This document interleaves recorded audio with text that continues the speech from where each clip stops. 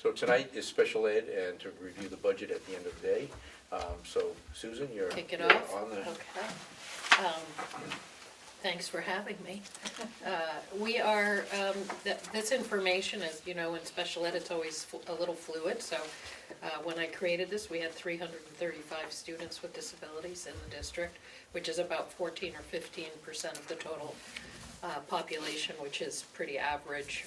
It's consistent with the state. It's average the for state those and programs. nationally, it's Yep. consistent, yeah. We have 10 students placed out of district, and you can see I had put 2 extending jurisdiction.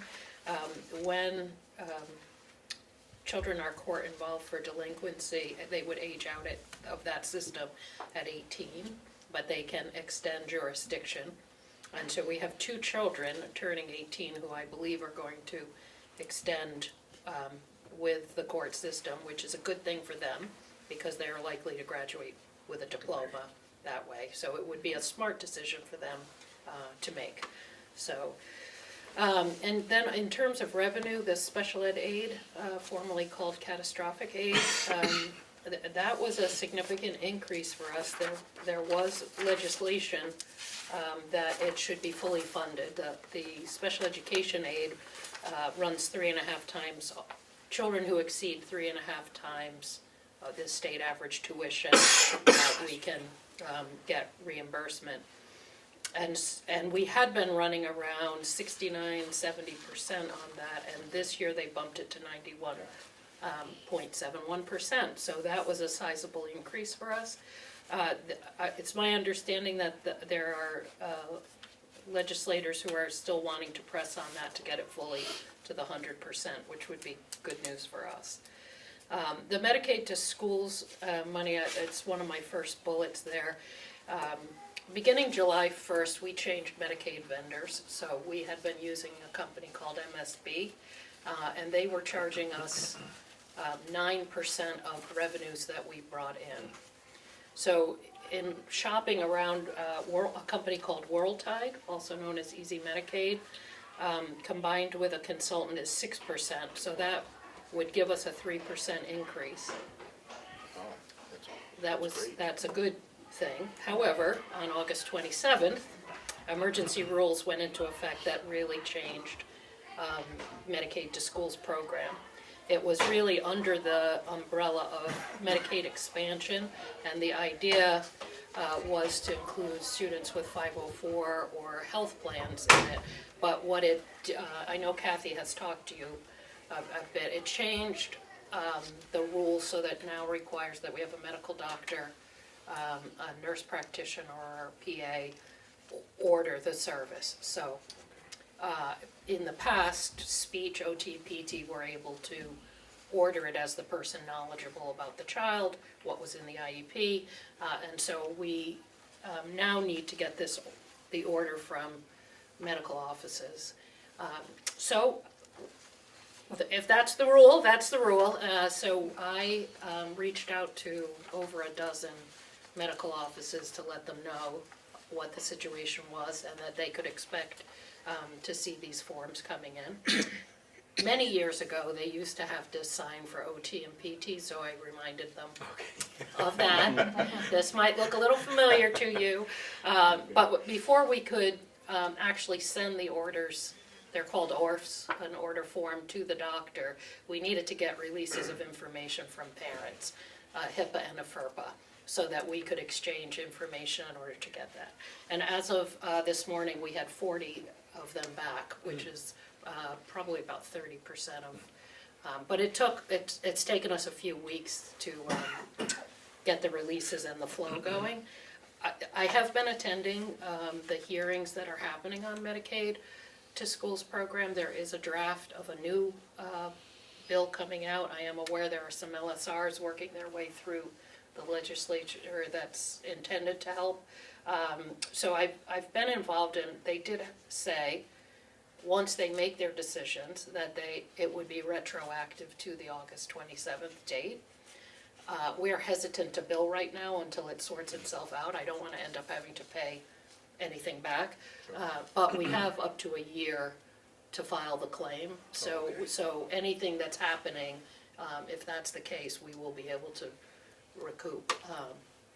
And we're also able to, we have not done so yet because I wanted to actually, Henry Lipman is the Medicaid at DHHS, and I really would be more comfortable if he would put in writing that they have said the rules that were in place at the time are the rules you can bill by. So we should be able to bill for extended school year based on the old rule that we had in place, but I'm waiting for a little clarity on that, and then we'll go. But the good news is the doctors that I had contacted have been more than willing to work with us, and in particular Wolfboro Pediatrics and Lilac City Pediatrics have been very responsive in getting the forms back. So I appreciate that, and I think once we're rolling, we'll see greater revenue because it's 6% instead of the 9%. And at some point, I think we'll be able to fade out the consultant, which would give us a higher percentage there too. So, so we're happy about that. I just wanted to make you aware that the next two items are really, if you recall, a year or so ago, there was the unused IDEA fund statewide. Yes. We had spent ours. But we had there 10 was, cents left. We had 10 cents left, but there was 9 million and that got reallocated. And so we saw some unexpected funds, and I used some of those for our buildings that have 2 stories. We have had no way to get a child in a wheelchair or a parent or someone with a mobility issue down. And so I purchased 4 evacuation chairs. There's 1 at Ossipee, 2 at the high school, and 1 at the middle school, so that in the event of a real emergency, when it's a planned fire drill, we can get kids down and get it safe. But we have these pretty nifty evacuation chairs. They tilt back and they've got runners like us, roller skate or us, and it just glides right down the stairs. So I think that will be, I feel better knowing that in a true emergency, we would be able to get children or parents or staff members down off the second floor. Where are they housed? They actually, they lay flat, so they're up, the one at the, if you went up the middle school, the main entrance steps, and just look a little to the left, you'll see it has a little cover on it. Cool. And they recommend actually practicing with it with like adults in a fire drill, and it's good to keep those runners. You don't want them stagnant because you'll get pressure points. But I feel better. I feel good about that. And the other thing that these rollover funds will help with is we can pay a substantial cost of a wheelchair van. We currently have 3 students who require wheelchair vans, but of course they're in different towns and different ages, and one of the wheelchair vans is not in great shape. And so I have verbal approval from the budget people at the DOE that said that they would support the cost of the wheelchair van, so that is a helpful thing. And then the 2 staff changes, the diagnostic prescriptive teacher at Ossipee Central School is currently 80%, and the request is to bump her to 100%. She has 49 students on her caseload, which is the highest in the district, but it's not just the number, it's the severity of the disability. And the Crescent Lake diagnostic prescriptive teacher is currently at 50%, would request to bump them to 60%. He has 27 students on his caseload, and again, it's this significant of the disability. We house a New England Center for Children Partner program there for students with autism, and then in looking ahead, there are 11 third grade students who will transition into Crescent Lake and only 9 who are transitioning out. So I would anticipate 29 at the start of next year. I wanted to give you an update. I had come to the board, I want to say January of last year, about with Terry Ann Cox from the Children's Center to talk about an initiative we had been granted through the Department of Ed on iSocial, which is social skill development problem solving for preschool age children. So the site was, the Children's Center was the implementation site last year, and we have expanded this year so that New Durham Preschool is included in that and is benefiting from that, and it's going really well. And we are hoping that we would expand to Ossipee, the preschool program at Ossipee Central next year. It's been a really good program. There's been really no cost to the district to this point. The professional development is free. There's a small pot of money that goes along with that helps to support the implementation with Fidelity, and we have coaches who are well trained. So it's been really exciting. And if you're ever having a bad day, I highly recommend going to the preschool. You cannot be unhappy in a preschool classroom. So. And then I had mentioned this last year, the impact of the opioid crisis. We are seeing a marked increase in children under the age of 5 removed from their homes due to neglect, due to drug use. So that continues to be, and that the court involvement when kids get removed from their homes, it typically triggers a referral to special education. So we're seeing that too, and we're seeing more kids. You know, it's this. I've talked about this before too, where we seem to receive foster children from other districts in, and then our kids are going out where you, like, why can't we keep, you know, it would be great because then you don't lose your friends, your school, your teachers, as well as the trauma of being separated from your parents. There are, the New Hampshire rules do continue to exceed federal rules in a number of ways. Those sometimes inadvertently downshift costs to districts. There is a chart posted on the DOE website. The commissioner is required to post that there so you can see some of the ways where we have unexpected costs. And then the tuition increases, which is where you'll notice on my budget, that is the line that increased. Yep. That the New Hampshire standards for the education of students with disabilities allows private providers to increase their rates 5%. We pretty typically see that happening. It used to be a few years back that it was based on the Consumer Price Index, which is hanging around 2 to 2.5%. So we expect to see tuition increases of 5%. And some of the shifting, if you were to look at, beyond that first page, it's some of the shifting. You can see we decreased elementary but increased the middle school, and that's really a little student specific of who's shifting where. We had the New England Center for Children program moved up to the middle school. Some of that is in there. We do have programs in-house like the New England Center for Children for programming for students with autism. Our STEP program is very busy, but I think that those programs are proactive in keeping children in the least restrictive environment in their local school rather than requiring an out-of-district placement. So we have seen success with that.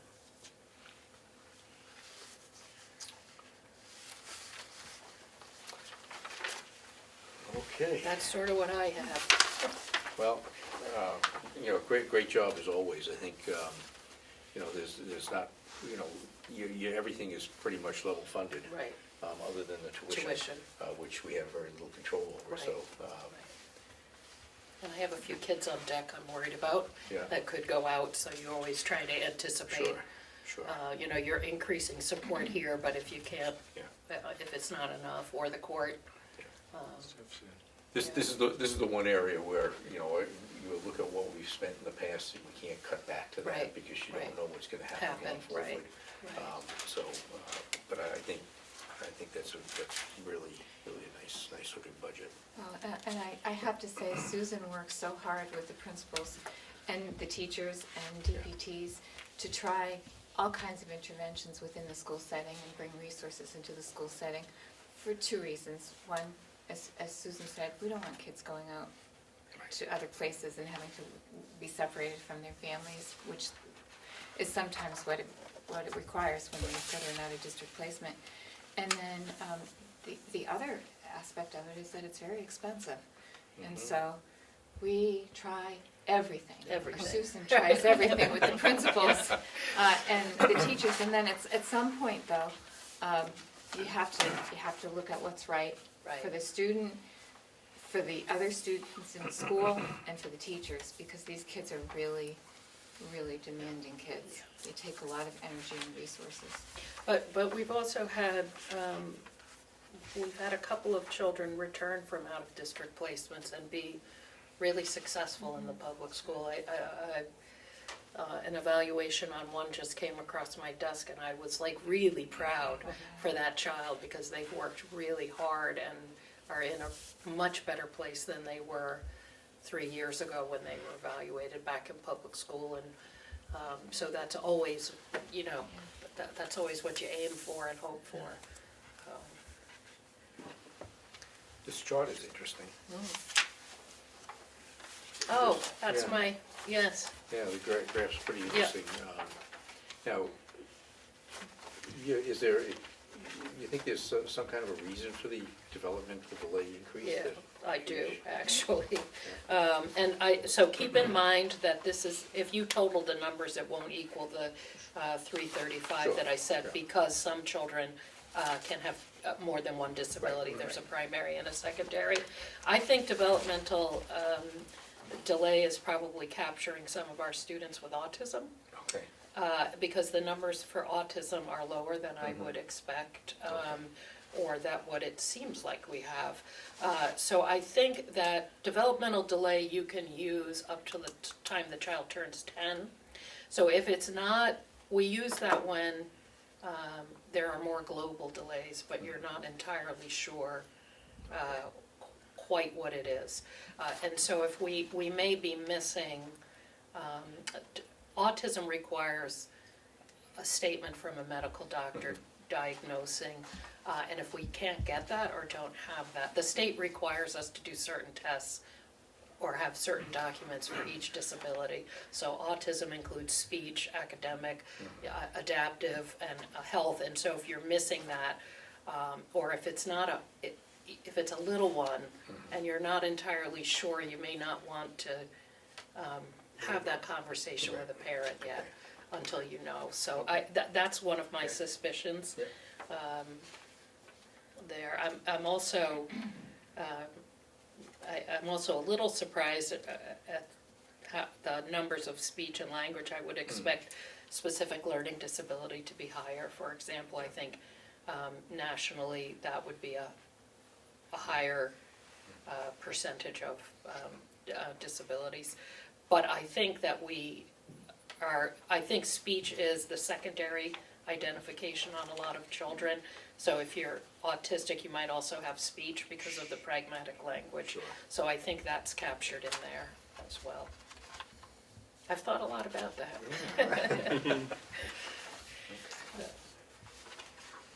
great.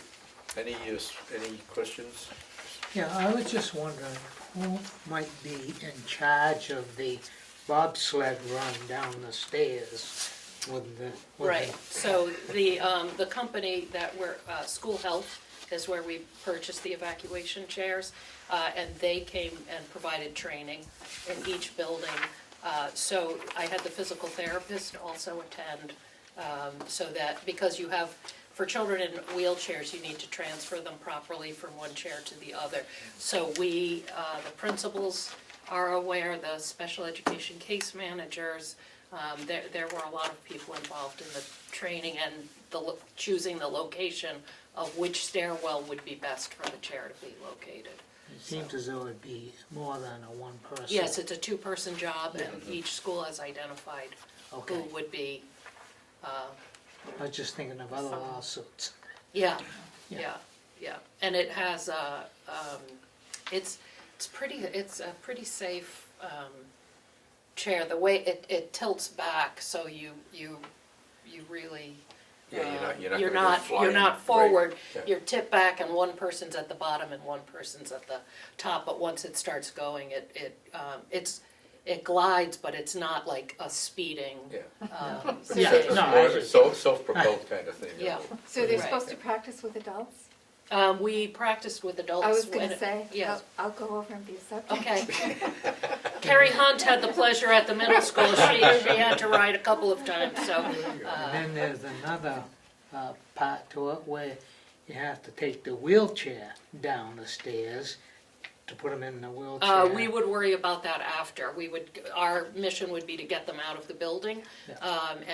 And that, the evacuation chair is a wheelchair when it's upright and Oh. operates. Oh, So okay. you can get out, it just tilts back and has a mechanism to get down the stairs. So if there was an actual fire or an active shooter or something like that, we needed to get out fast, we would get out fast, and then we'll worry about getting the chair later. So, but when it goes upright, you can wheel it I straight see, out. yeah. Yeah, That Yeah. makes sense now. yeah, Cool. Thank you. So yeah. I always wondered.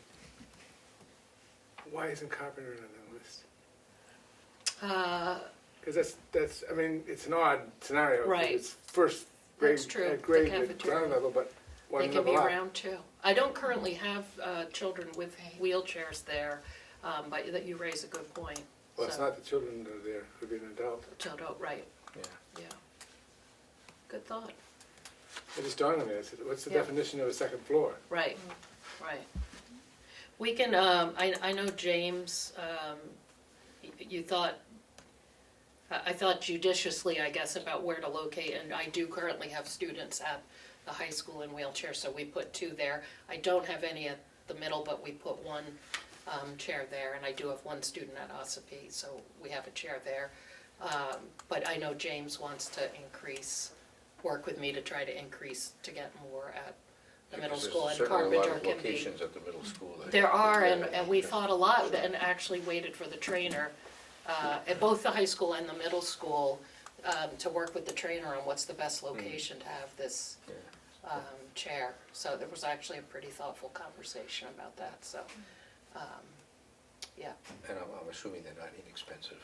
They're not inexpensive, no, so, but I think it's something that we can continue to work with the company. They were great about it, and the training was good, and it comes with a DVD and other things, so, yeah. Cool. I'll put Carpenter on the list. It just seemed like It that was is, a logical. yeah, I mean, if we don't have anybody there, I mean, we're using it as a backstop against an adult having an Right. issue. And if an adult were in school, at a school board meeting Sure. on the second floor, right, right, and there was an emergency, I had to evacuate. Yeah, and Wouldn't certainly, yeah, and certainly in the big complex, if there's, who knows where the person's gonna be located when an emergency Right. happens. And obviously, yeah, you pick out the best location now that you think is gonna Right. be it. But if we can add additional chairs Chairs. down the road, Yeah. then we can kind of cover those bases if somebody's down the far end of the building and something happens. Right, and- The chair's all the way at the other end. and the trainer said, you're doing the right thing by having them, but if something goes, you're still gonna just pick Right. the person up and get out. and, Right. That has to be the primary Sure. thing, but Yeah. that's why I think we need to practice and get used to them so that it can be fairly fluid, and she also said if you do it during a fire drill, which I'll mention that you're interested in being the person, that the other kids get used to seeing it, because you've got 300 kids Right. leaving the middle school or 700 in the high school, that other kids begin to see this chair and how it works, so. We'll get a fire drill schedule for you. Well, make sure James is in charge of the Chair. chair. Christine Coyne was very good with the chair too, so. Excellent. Okay. Any other questions for Sue? So as usual, job well done. Excellent. No, thank you very much. It's terrific. Appreciate that. Susan, All right. thank you. I always enjoy hearing about special ed so much. It's such an interesting piece of education here in the district, and you do such a great job with it. Well, it's a big piece, and I think we're, very fortunate to have, Sue in charge, and I think Absolutely. the staff that you manage really, I think, has been doing a great job. They've been great, yeah. Yeah, it makes a difference. So, thank you. Thanks. I think we are, Susan. Thank you. Have a good night. All right. Let's see, school board budget. So, Kathy, what I've got here is this. You want that one? Yeah, I don't, if you have another copy, I didn't get a copy of that. Anything? Added all of them. Did you have to- Oh, here, you can have Stacy's both. got one. There's, Okay, There's thank a whole you. thing. there's this right here. Yeah, actually, that's awesome.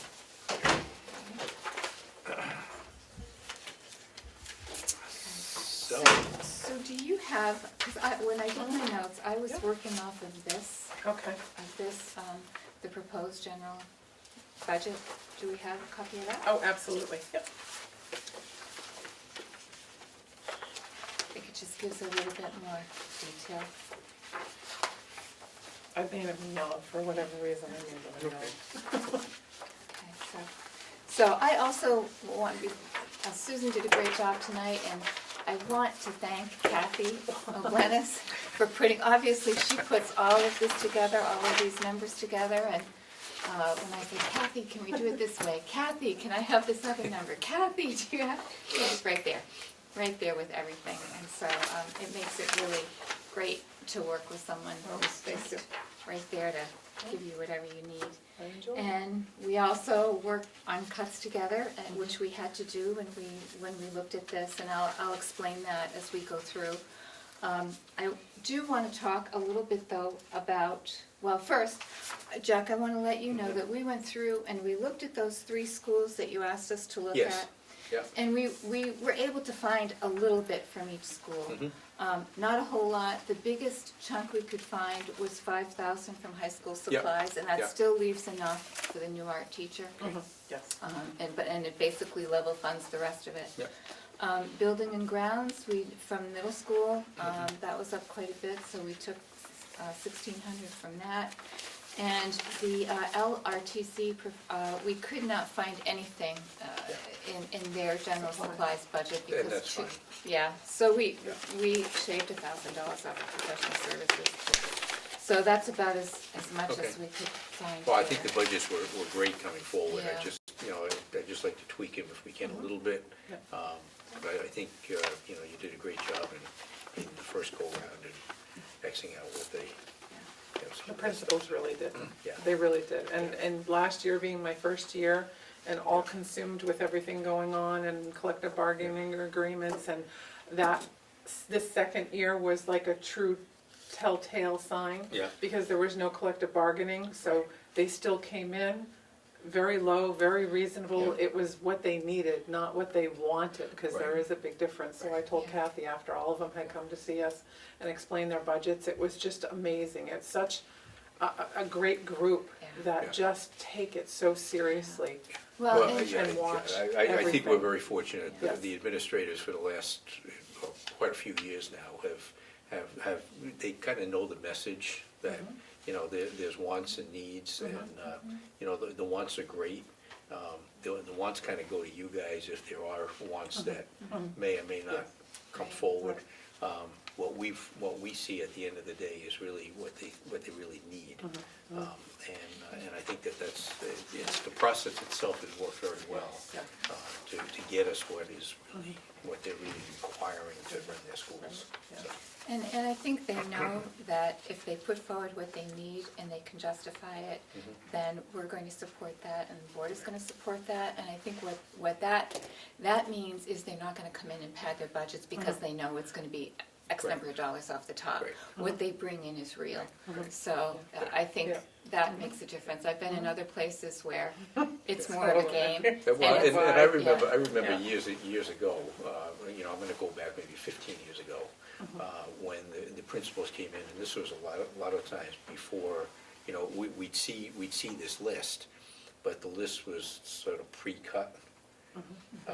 And so 15 years ago, we'd look at that and we'd see an increase, say, in the high school of, you know, $250,000, $300,000. And, you know, that's when I used to joke about, I had my red pen.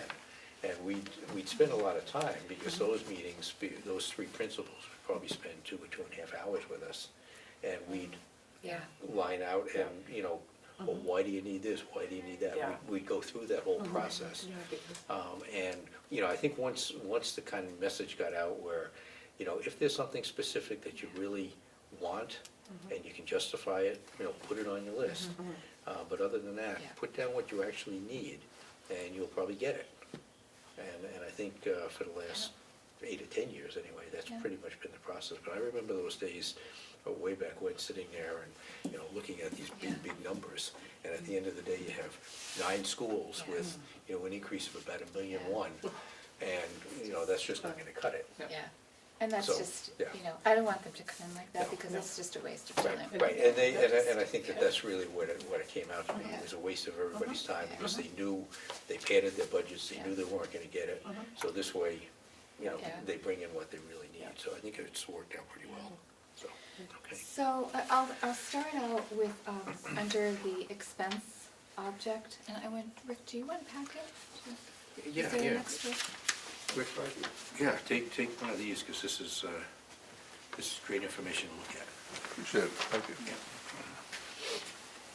So, and actually, it's Rick that made me think about this and make sure that I talk about it, because if you look at the top under employee expenses, that's generally where we see some of our increases. But because we negotiated the school board negotiated the collective bargaining agreement, and teachers are now paying a portion of the insurance, there's quite a big savings under the health, life. And so that really helps us out budget-wise quite a bit. So just for the sake of the public, I'll just remind everyone what that agreement was. So the first year of the agreement, which is this year, the teachers are paying in 3%. Next year, it will be 5%. The year after that, it will be 7%. And then that fourth year, they'll be paying in 10%. So that is extremely helpful in terms of some of the other things that the district needs, particularly when we talk about building and grounds and capital improvements. And transportation is the other thing that we're going to have to spend a little time talking about. So under expenses, the other thing that was negotiated, you'll see the tuition line is down, and that was also part of the negotiated agreement. So you'll see a reduction there. And of course, the remainder of those lines, we really don't have control over: unemployment, workers' comp, FICA, retirement system, those kinds of things. Yeah, and the retirement system being down is basically because of the retirees that we had, for the most part, that were on the higher end of the scale. And we've hired lower Correct. cost Some of the staff, costs. Yeah. so. So if we go to other expenses, and I'm not going to talk about what the principals have already discussed. The expenses that the principals didn't cover are mainly in the district technology, transportation, and capital improvements. And the transportation budget is the one that Kathy and I spent a lot of time on today, because it came in awfully high. And I understand what some of the needs are for transportation. I understand why it came in high, but it came in at the first time over 30%, and that just was too. And then it came in, and we did a little cutting, and it came in at 25, and we just had to find a way to do better than that. So I'll just go through where the increases are. The repairs and maintenance this year have already cost the district $66,000. So based on the wear and tear that Mary Ann is seeing with our vehicles, she's projecting that we are going to need this additional $66,000 in repair and maintenance. Now, one of the other things that is in this request are 3 new bus leases. And even with those 3 new bus leases, we still have buses that she feels are going to need repairs. So we really didn't dare do too much with that line. Contracted transportation, Susan talked about the wheelchair van. So initially, the van was in here, but Susan is gonna get that van out of a grant. So we were able to pull that whole amount of money out of here, thank goodness. That was the That last was hurrah. extremely, Yeah. extremely helpful. So we pulled that out, and then contracted transportation. We still may need contracted transportation because we have kids going to various places, and we can't guarantee that we're going to, that one van is gonna solve the problem of needing to get everybody every place they need to go. So we left a little bit in that line, but we did cut some as well. And then the computer media software reflects the actual price for all of the things that Mary Ann uses, and I think you heard her talk about that at the last school board meeting, her TransFinder, the GPS, the licenses that she needs to get for the software that she uses. So that's just, again, an increase that we don't have a lot of control over, and those particular things that she has on those buses are just, they're critical, because we know how fast drivers are going, we know where they are at any given moment in time. It helps Mary Ann with her routes to know where all the kids are. It's invaluable, so we couldn't really cut that. Under new equipment, the dollars for new equipment reflects new cameras. We do absolutely need new cameras when I'm reviewing bus videos with Mary Ann. It's a good thing she has a good eye because she's so used to going over and reviewing so many of the videos, but the videos are not sharp, so there's a lot that you can't see, and there's a lot that you can't hear. And so these cameras are, and the software, we're beginning not to be able to run the software on the cameras either. They're No breaking updating. down. The last time there was a discipline episode, I didn't have a camera covering it. We've had 2 events because our cameras weren't working, and so we really can't have that. We've really got to have the cameras working. Yeah, so well, I'll tell you, the camera technology today is so much far superior than what it used to be. And I remember putting a new camera in for security around hotels, and you know, it was like night and day. Yeah. I mean, Yes. you could almost pick out, you know, what color. I mean, you could see what color tie the guy had Yeah. on, and Yeah. you could see his tie Yeah. tack. I mean, it was Right. just Right, the amazing how. pixels are just incredible. It really is spectacular, Yeah. really, and you have to keep up with it for sure. Yeah. So, So we did cut that from what it originally was, and rather than doing a 3-year replacement cycle, we're looking at a 4-year replacement cycle. So we were able to cut that a little bit. We cut new furniture a little bit, but the ladies in the office need 3 chairs, so we think they ought to be able to get 3 chairs. So, and then replacement of equipment, that's the equipment that the mechanics need to repair the vehicles. And those, I think that pretty much covers that. you know, I know we talked about this the other night. I know Tim was pushing for more new vehicles Yeah. because of, but I really want to trust Mary Ann's, you know, she's telling us what she really Right, needs. But, I mean, from a safety standpoint, I certainly don't want to take any chances. Right. I But think if she's comfortable with Yeah. 3 replacements and continuing the repair and staying on the Yeah. cycle, Yeah. I'm good with that. Yeah, and I did go back and question her again. I Yeah. said, it's been brought up, so I'm coming to you. She said, no, by having 3 new leases each fiscal year, Yeah. it puts her on cycle so that every bus is switched over in 10 years. It's only a 10-year lifespan, because there's about 30 buses. Yeah, and I know, I know the rust issues and all that stuff that they were talking And the about, but, mileage, yeah. and the total mileage, but, yeah, as long as she's comfortable with that, I'm good with that. As of this I don't want point to in time, second, she I is, don't want to yeah. second guess her on No. those kind of things. And she certainly appreciated that too, definitely. So, any questions about transportation?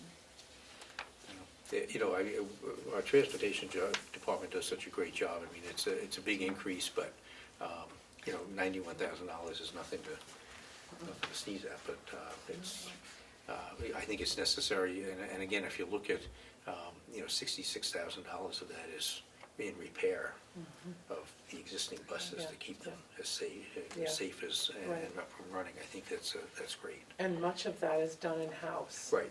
The three mechanics are busy constantly. And Susan showed me something interesting today. She showed me there was a survey on special ed transportation that special ed directors across the state took. And it showed our transportation costs in comparison to transportation costs that other special ed directors have.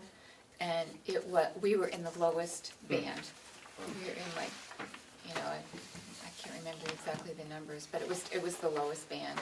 And I think that speaks to what a good operation it is. And I'm grateful that we have it as a part of the district as opposed to having somebody contract out with someone, because I do believe Considering the size of the district Yeah. too. Yeah. I Exactly. believe Yeah, we're because saving you a have lot of And the money. number of students Yeah. that Oh, yeah. are required. Yeah, absolutely. So, and Yes. Mary Ann's a saint. She's Yeah. just great.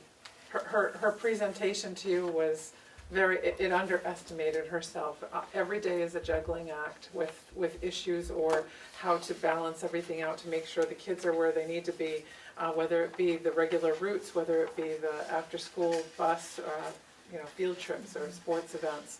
Yeah. It's just And she has a lot Wow. of staff to manage, and she Yeah. just Yeah. does it beautifully. Yeah. She So, does. kudos to her. Very positive. Well, so, I mean, certainly the numbers look very, very good. I mean, we're saving, we're down $649,000 on the upper section, and we're up $149,000 on the lower section. So, I mean, to bring a budget that's $495,000 lower than last year, I think is great. I certainly appreciate where, the numbers that came out of the collective bargaining agreement certainly helps.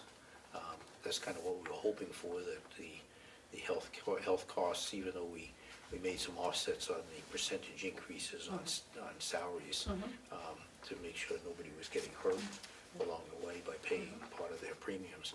I think just the fact that we're saving that kind of money on healthcare is great. It really helps us. Yeah. Absolutely.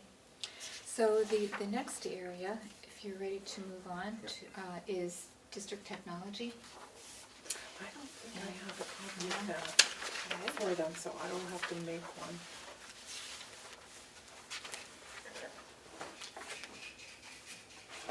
And I don't have it in a beautiful little Okay, let me- spreadsheet, let me see it's if I- just line items.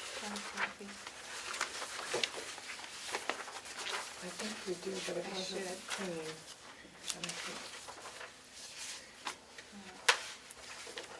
Is that, I don't have it in a nice little spreadsheet because we haven't oh, done. that's So let me go make a few copies then. And I'll start talking, because Go ahead. this Yeah, is a it's quick. decrease. Yep. So there's not a whole lot to this. I just want to talk a little bit about the work that Paul is doing, because No, it's a printer. he is doing some incredible work. And I think over the long haul, having someone of his caliber is going to save us quite a bit of money. What he did this summer, and I'm going to have him come and speak with you in February, because I can't really explain it. He laid dark fiber this summer. Oh, yeah, I know So, what that is. okay. Yeah. And that allows us to control our internet speed and have, it also saves us a bit on our internet. And so he's got a grand plan for the district between laying dark fiber all over the district and also having our phone system over the internet Yeah. being, VoIP across the district. Right now, we have that VoIP in a couple of schools, and it's already starting to save us some money. So he just works his tail off. And he's doing a great job. So I think some of those changes account for some of the decreases that you see in the tech department. I know certainly from a fiber standpoint, if you have a company come in and provide the fiber for you, you're gonna rent the fiber from them. Right. The more you can run yourself within your buildings, you still may have to rent from the pole to your buildings. Yes. But everything else, if it's internal. Is it? Is that me? Yeah. It sounded like Well, a that's- news update. Strange. Middle-aged. Did Surrey pick up on something? I don't know. That was a book. It's automatically And started. that's great that he's looking at that, Yeah. because it really does make a big difference. If you can have fiber within, throughout your own system, and Yeah. wherever it has to come from, that's fine. You're always gonna have to rent that part. But internally, that's great. So I'm just thrilled with what he's doing.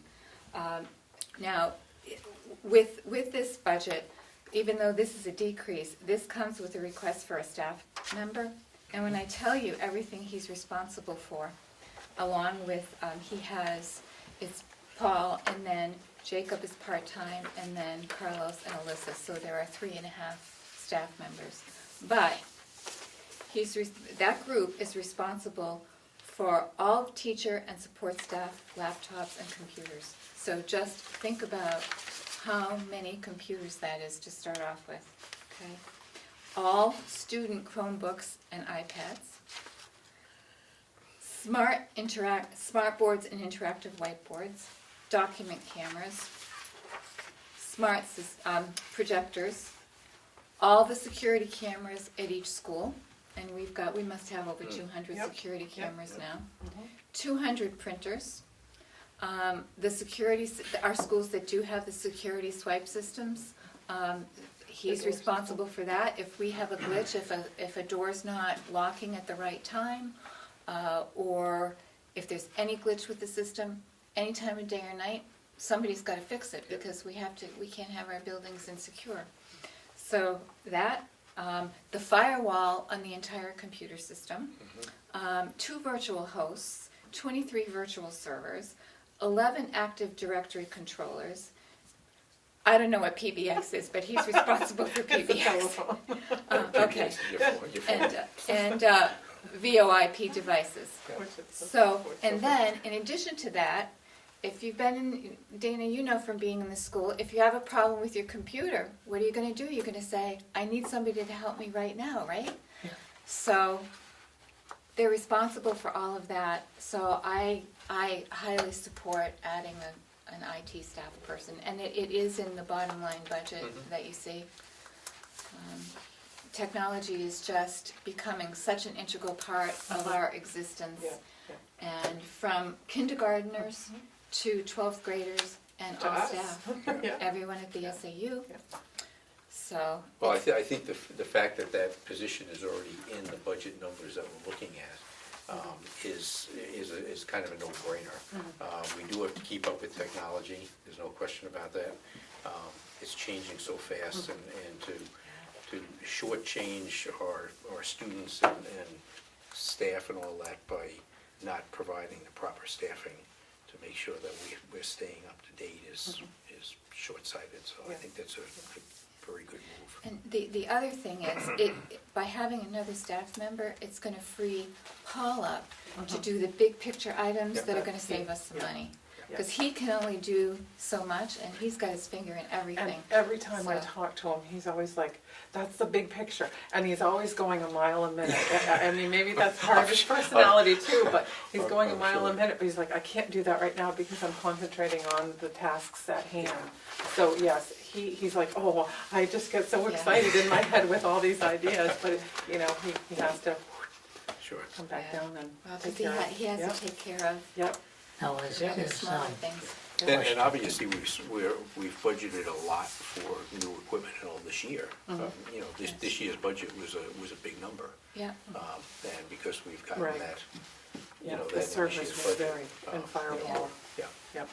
and I think now, and as far as the equipment goes, we're on a replacement cycle now, which, that was his job, to get the inventory under control Yeah. and get us on a That's the first cycle. big issue, you see. For Yeah. a while, we didn't even know what we had.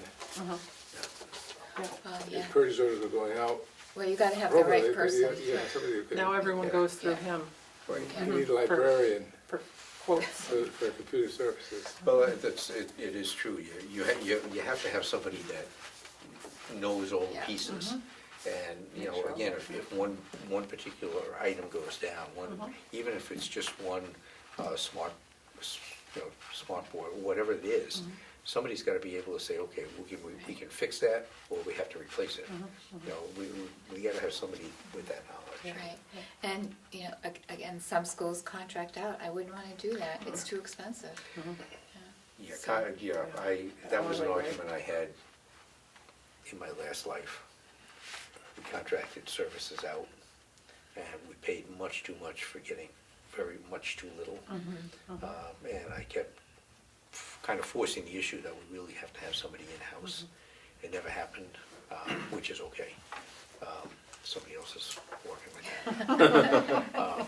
But it's, you know, it was one of those things where, you know, it's really just black and white on paper. You know, you're gonna get X for contracting out with what kind of controls or not. Right. What are you gonna pay above and beyond your contracted pricing when something's outside the box? Or what are you gonna get when you have somebody on staff, when you can just ask the question and the things get done? Right. Yeah. It's a lot different. Yeah, it is, and the So- people that are in these positions are committed, and they're excited, they like their work, they're thinking about how to better the district, and that's the kind of commitment you Yeah, want. Absolutely, So- absolutely. Well, you're competing against outfits like Computer Associates. Right, We're gonna hire these people, and they're gonna get paid a lot more than we're gonna be able to pay. that's Yeah. right. Yeah, these Well, and people that's the have thing, to too, wanna if- be in Yeah, they- school systems. Right, School if- system Right. it's a whole different can of fish. Great, Yeah. okay. Okay, Anything else? What do you have? Oh, I was wondering what the status was with one of the technicians, the half-time teacher, and also has a task. So is that still in place? That's still in place, yep. He's one of the best, by the way. He's wonderful, excellent. he Yeah, is great. wonderful, and Yeah. he doesn't want to give up being with his kids, I know. which I think is great, but he Yeah. could he's very talented, he can do both very well. these are just two revised from the other night. Oh, After the few cuts have been made on those, those are revisionized stuff. pieces. We can have those back, because I guess Stacy's I not. have, thank you. I have the copies of that, so whenever we can ship, Thank you. if you wanna, So the next is is capital improvements, and the Building and Maintenance Committee have seen this list. What we're trying to work toward is a 5 to 10 year plan, but we still have some work to do on that. So what you see in front of you is where we are now in 1920, and then projected Right. for 2021.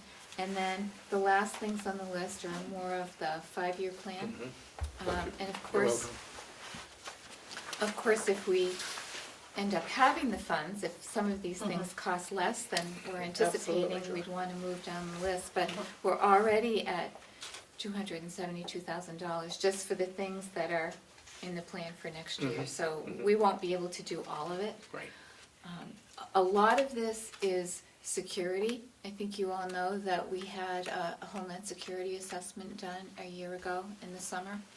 And we've been working toward making those security improvements, which I think are very necessary. We're not doing everything, and when we received the report, the idea wasn't that we would do everything. They just gave us suggestions, and what we have done is taken a look at those things that we know from the research that we've done and from speaking with Homeland Security are the things that have the biggest impact in terms of safety, slowing down a perpetrator. So that's what you see on this list, along with just the building and maintenance improvements that we need. And I was pretty pleased with the principals that they are so aware of the buildings and what Yes. needs to be done in their buildings, because I didn't really expect them to Yeah. talk about that, and I thought that was great, and they pretty much pinpointed what we pinpointed too, Yeah. so. Yeah, but Kelly was the one that's been doing that for 2 years now, because she, in her picture show, yeah. that, I think that prompted the others to say, gee, she did it. Well, I think they're all very proud of their schools, and I Yeah, think they sure. want them to be appealing Yeah. and Oh, look yeah. nice, and they're also very grateful, as I am, and I know Kathy is too, Yeah. for the support that we get from the communities, and it's important to keep the buildings in good shape. Well, I think, I always think the presentation at the deliberative session, even though there's not a lot of people there, a lot of times people will watch it, watch the tape afterwards.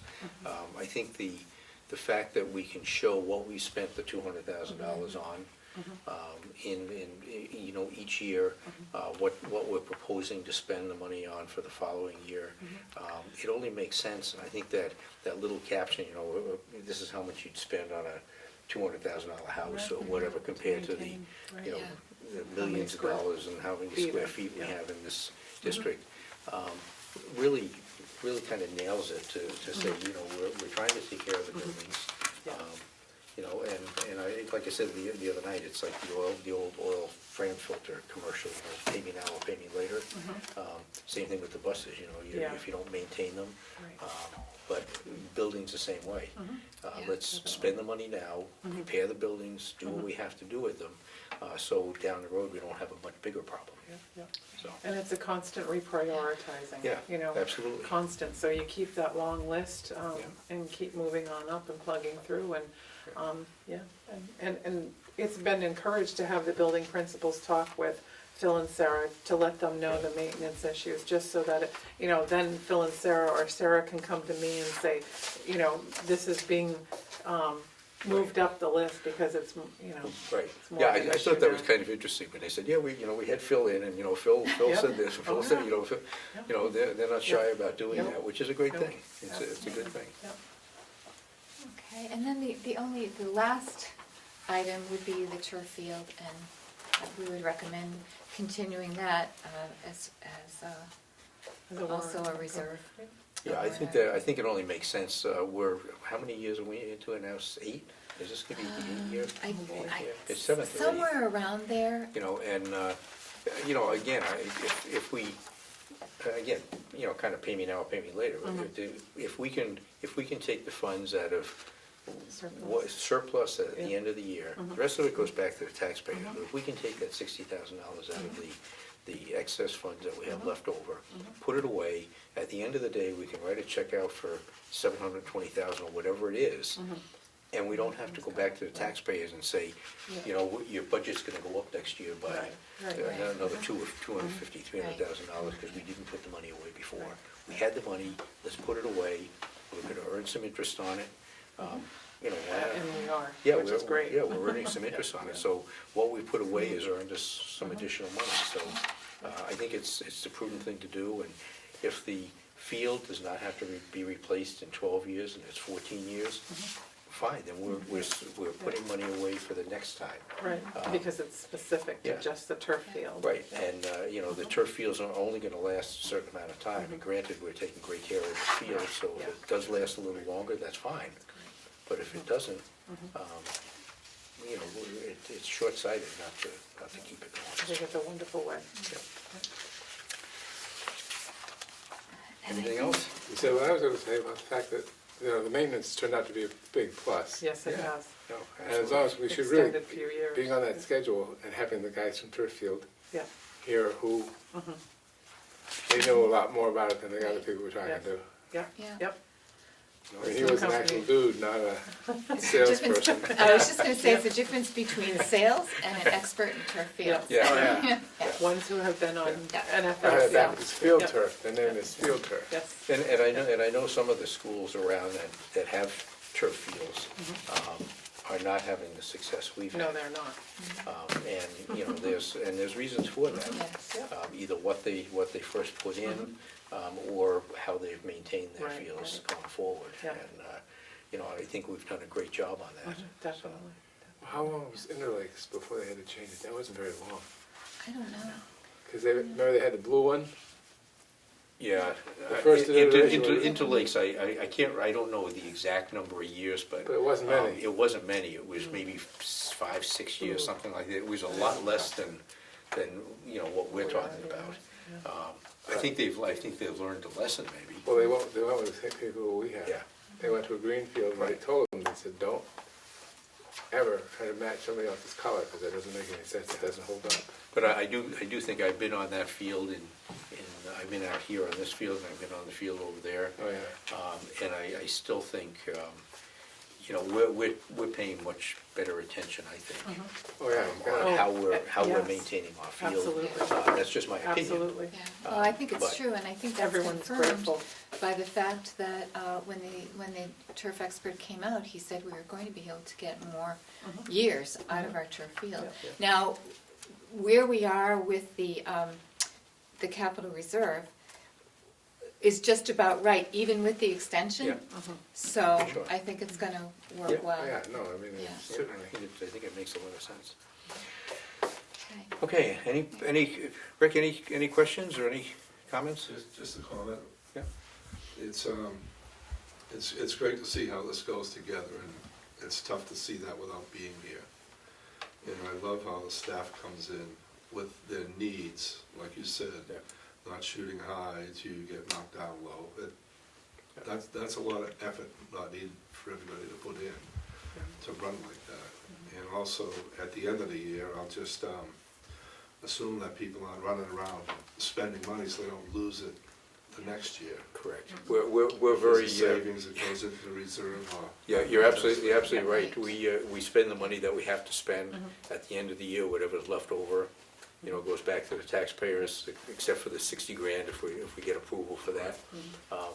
And we've run that way for as long as I can remember. Yeah, we don't spend, just because if we haven't hit budget, no, we don't just spend it. So I think we do a pretty good job on that. It makes sense to be transparent, that's a lot easier. Oh, you're absolutely right, absolutely Great right. job. Thank you, Thank you. thank you. All right, if we're done with that, I think we're finished. Okay. Excellent, thank you very much. Except for your two wonderful presentations, you know.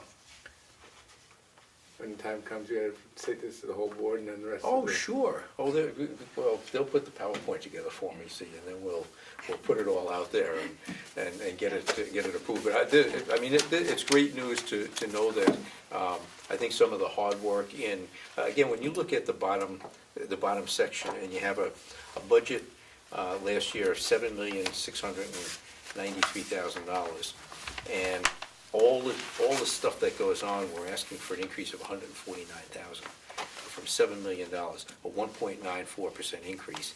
And some of it, and again, the bulk of that, if you look at some of the numbers, repair and maintenance, well, $66,000 that is buses. And then if you look at tuition of $55,000, that's special education too. Take just those two pieces, and you're at $145,000. Everything else is basically level funded. Some of them up, some of them are down, but basically it's all Right. level funded. Yep. So it's bus safety and transportation for special ed makes up the whole difference. And I think that's spectacular on how it's playing itself out, so. Okay, Just Rick, thank one- you for being here. I just had Yes. one little positive tidbit today that I found out, that on the state of the state, New Hampshire is the lowest percentage of students that are on a free and reduced hot lunch program. With I think it's 21%, and there's 198,000 students in New Hampshire, and we are the lowest number, the lowest percentage. Well, that's good. So, Okay, That wraps it up. that wraps it up. Thank you very much, I appreciate it. And Rick, thanks for coming out again. I really Thank you, appreciate Rick. you being here.